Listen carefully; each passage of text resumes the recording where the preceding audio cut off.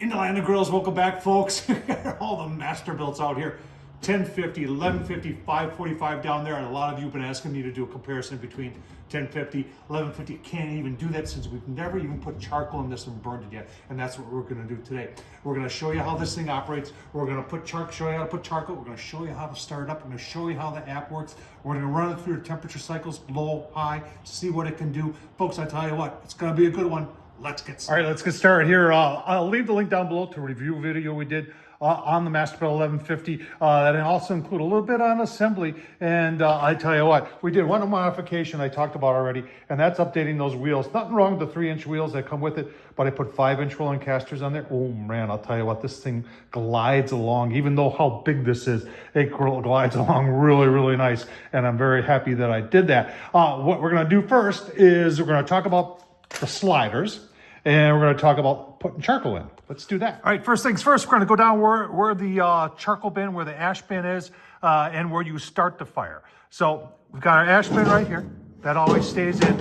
I like to empty mine out after every cook, and if you've heard people talk about, can you put a chunk of wood in there to get more smoke? And yeah, you can throw a chunk of wood in there. The ash that falls down is obviously going to have some embers in it, and that will make that smoke, so it will provide you more smoke. Now, this thing right here, that's actually your fire grate.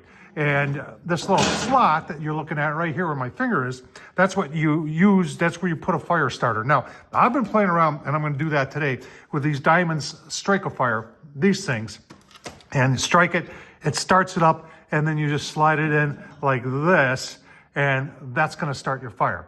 Now, we talk about sliders. If you're new to this and you're wondering what a slider is that these things. You got two of them. And on 1150 is a little bit different, where the slider is on the inside. You've got one on the inside by the ash bin.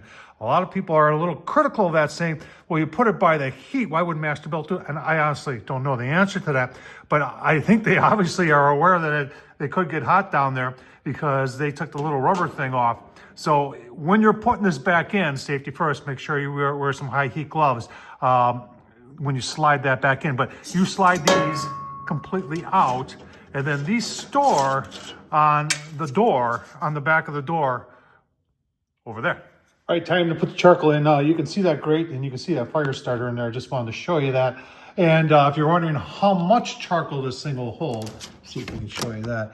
It says it holds 12 pounds a lump and 18 pounds of briquettes. And also, let's just remember that the low temp on this is 225, high is 700. We are definitely going to check that out. Let's talk about charcoal and what to use. Now, lump charcoal, and that's lump right there, is going to burn a lot cleaner than your briquettes. But if you're looking for a clean burning briquette, folks, B&B all the way. And I've been using orange bag B&B for years. You can get it, support your local Ace Hardware, folks. That's where you can get it, or they do have it at Walmart. And that's what we're going to use today. We're just going to put maybe a third of a hopper of the orange bag B&B in there, and that'll be good enough. So can you mix in some wood in there? Oh, heck yeah, you can. I've even taken a full split and put it vertical in here and surrounded it in charcoal. That actually worked very, very well. But you can, I would always recommend putting just a little layer of briquettes down first, and then some wood chunks, and then 2 or 3 chunks going up. But definitely that'll give you more smoke. All right, we're ready to fire up.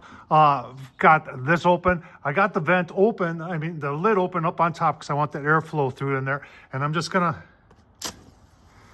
strike this and put that in like that.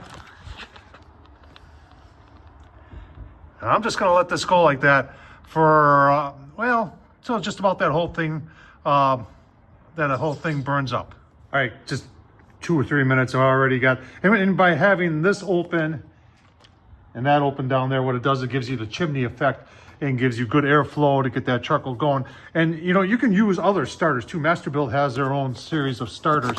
And I would sometimes just use one of these squares. It comes in the box, but then you gotta either use a match or torch to get those going. This way with those diamond fire starters, those work actually pretty good. All right, I really like using those things because it really eliminates having to use a torch. You can see that is ready to go. So what we're gonna do is we're gonna shut our bottom. That guy down there. We're gonna shut that up and latch it. Remember, the fan won't run with these open. There's a magnetic switch. And then the top, shut that down too. I've got the grill already plugged in, and we're gonna turn it on. Now, if you got the app all hooked up and did the Wi-Fi and everything, which I did the last time, let's hope it, here it is. I gotta go to the right grill here. Tom's 1150, there it is. And you can see it says right now it's 31. I wanna set temp. 225 is what I want. And confirm. No, 225 is what I want. Confirm. And you can hear the fan starting up, and you can see the smoke coming out. Isn't that cool? If I can do it, so can you. Let's get it going. All right, the app, there's a little bit of lag, maybe a second or two or three between what it's reading there and what it's reading here. Now, I did put my temperature pucks in there, and I did spray that cast iron with a little bit of cooking oil just to help season it in a little bit. See, I got my pucks in there, and we'll show you as we go here. Like I said, 225 is our first stop, and then maybe we'll go to 350, and then we'll go all the way on high. All right, so it's only been a couple minutes, and I know you can't hear this, but this thing has a variable speed fan on it. It's got a PID controller. That means proportional integral derivative, and it's designed specifically for the square inches of this grill. So it's tuned in to work with this grill. And my past experience with these things is on the Masterbuilt Gravity Series is they dial themselves in very, very well. And less than a minute later, we're at 225. Right, still 225. You can take a look at a graph here. And you can see the graph here. We've been 30 minutes and it's been holding really steady at 225. Remember, that's if you watched the original video, temp gauge is toward the middle in the back. We'll take a look at that, but let's see if we can look at our pucks here. And right there, that silver thing right back there, that's where the temp gauge is. So at 225 is reading back there. You can see we are well, a little shy of 225 there, and about 225 there, about 235 there. On the upper rack, you can see for yourself, pretty close. Dialing in pretty nice. In the middle there, also dialing in real nice. So really, really nice so far. Getting pretty close to 225 on all three grates. What we're going to do right now is we are going to shut that down, and let's take it. Oh heck, here.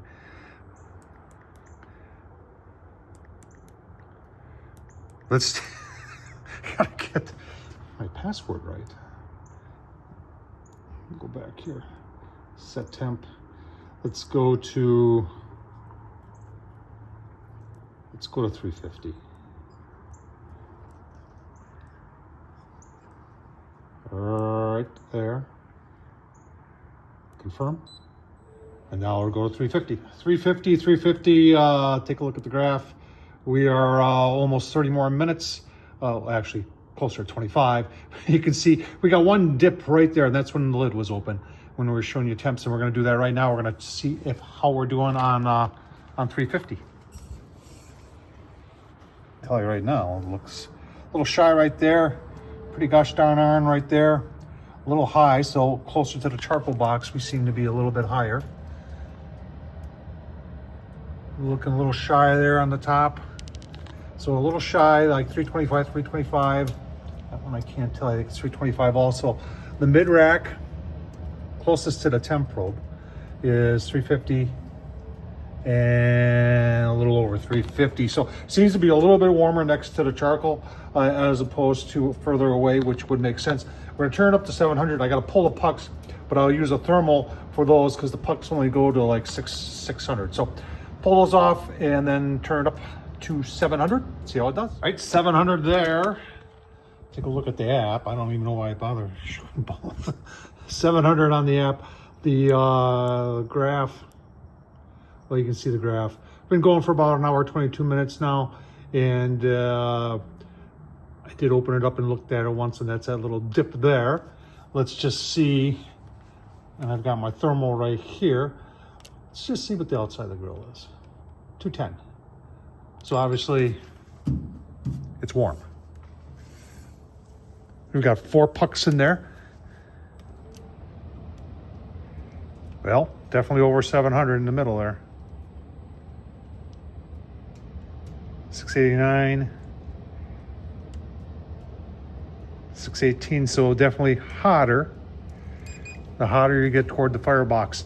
All right, we're gonna do a shutdown now. Put the sliders in. I'm gonna take you through that whole process so you can see that. The sliders out. Folks, if you're ever wondering where the fan is, that's the fan right there. And it looks a lot like a small little computer fan, but it's what powers this thing up to 700. Got my sliders to shut off the grill. Just go to the app again and go scroll all the way down and then just, and it asks you if you want to turn off. Yes. Okay. Now it's turned off, but you want to put your sliders in. So I'm really curious to see how warm it's going to be inside here to shut off those sliders. All right, so you can see them. You can see the amount of ash that's fallen down. Shoot here where the slider is that we're going to put in, and you see it's warm in there. It's 270, 260.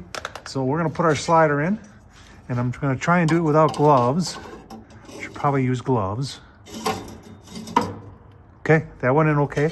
And then the other slider goes, get you up here, right there. Oh, come on. All right, so now we're gonna shut it down, which we already did, and come back in maybe 45 minutes and see how much charcoal's left or if it's still warm. All right, folks, it's been off for an hour. It's still a little warm. I mean, just barely. Sides are cooled down, everything like that. Let's just see if we can see what's left for charcoal.